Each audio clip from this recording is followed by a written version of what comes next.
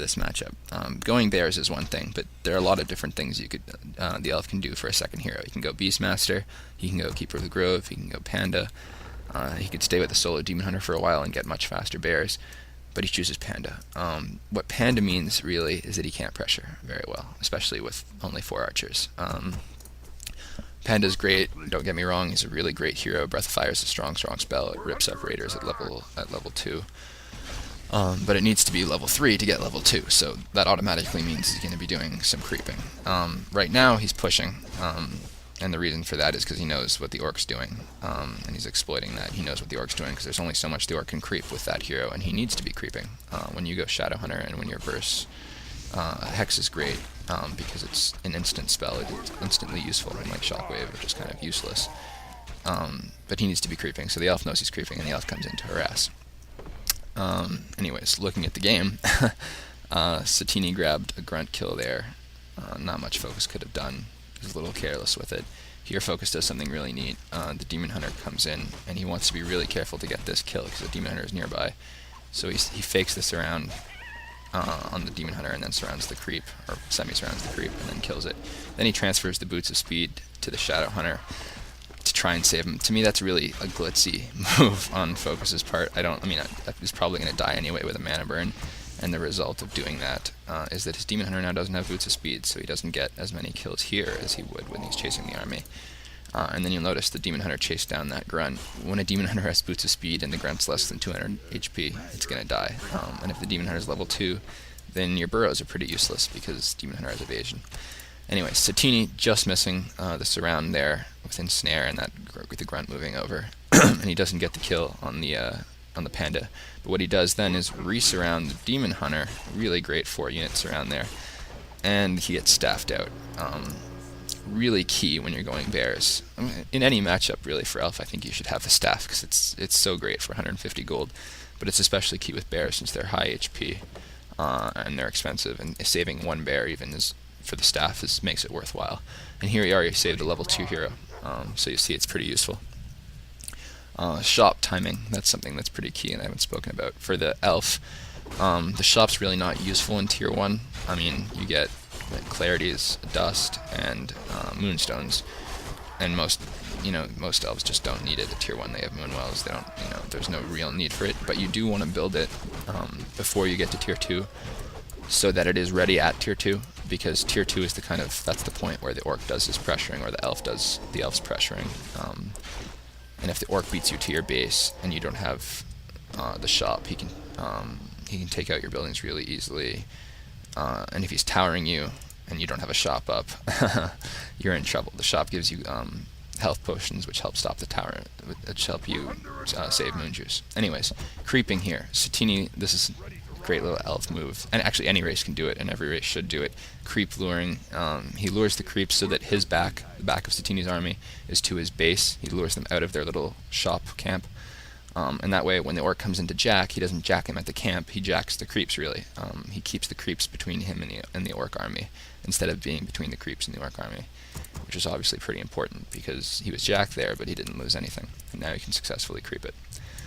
And remember, like I said, the elf has to be creeping.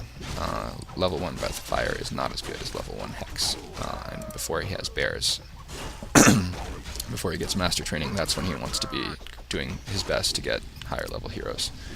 Notice he's also already bought the Orb of Venom, which is a pretty key purchase on his part, which means he's also tier 3. The Orc should see that, which means Master Training is coming.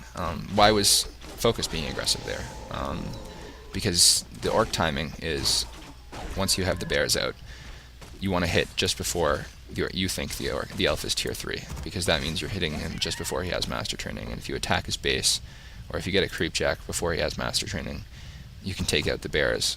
Rejuvenation isn't that useful when you have Dispel, and that's pretty good timing right there if you get a few free bear kills. Anyways, looking at the bases, 49 food versus 50 food. Focus has an extra burrow built up, so he's going to be banking a little bit while buying heal scrolls. This is where I kind of want to talk about the army composition and what makes this a cookie-cutting matchup, and etc. Bears can be masked at tier 2. They're kind of like destroyers and statues. You can get them at tier 2. and then all you need at tier 3 is an upgrade from a building that you already have. So they're a little bit worse than Tauren, but you can have them en masse before tier 3, which means a lot for the orc. It means you need to be prepared to counter them by tier, a little bit after the elf is tier 2. Which means you can't really use Tauren. They're not effective, particularly because your burrows are so vulnerable, because your army is going to be torn to shreds, because you need a separate building for Tauren. So Tauren aren't viable. They're not the counter to bears.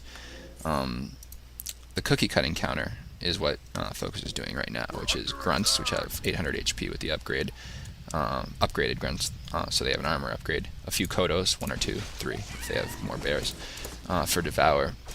Spirit Walkers for Link, a Shadow Hunter for heal, and Healing Scrolls. And the idea is, and by the way, the Raiders are pretty much necessary in every matchup, because you need them to stop staff and to actually be able to focus down units with your melee army. But here's the first battle, and here's kind of what the idea where you get the power of the army. Spirit Link spreads the damage between the peons, the grunts, the raiders, the kodos, and the Spirit Walkers, which makes Healing Wave and the Heal Scrolls that much more effective, which spreads out the bear damage much better, which helps the grunts last that much longer. The walkers do a lot of magic damage, the bears are heavy armor, so that's a lot of focus fire damage, and the kodos get Devour, so that's one less bear. They also add damage to your army. So while grunts alone don't really stand up against bears, the combination of grunts with Spirit Link, with raiders for Ensnare, kodos for Devour, the Healing Wave on the Shadow Hunter, Healing Scrolls to stop Breath of Fire, and the magic damage of the Spirit Walkers pretty much equals the elf's damage. The problem gets when the elf's heroes get really high level, because then the mana burn pretty much negates your Shadow Hunter, like 2 mana burns and the Shadow Hunter is out of mana. And then Breath of Fire at high levels is ridiculous, so you need to keep buying Healing Scrolls, which means you have less units because you're spending 250 gold on Healing Scrolls to keep what units you have alive. So you're going to see aggressive creeping is going to be part of this strategy for the elf. Anyways, he's built an expansion. He's actually built 2 expansions. He went to scout the mine, the Orc's natural, and he found that it's been crept, so Satini, this is, builds an expansion there. And then he expands at his natural in the top, but he gets jacked, or almost jacked, as he's going there, so the orc gets to creep that out. But you'll notice Satini hides his tree of life up in the woods up there. It's eating into the trees to protect itself. And the orc, who has sent a peon down to his natural, which he has crept, I don't think he was actually scouting there. He was going to expand there, because he has map control at the moment, and he's into upkeep.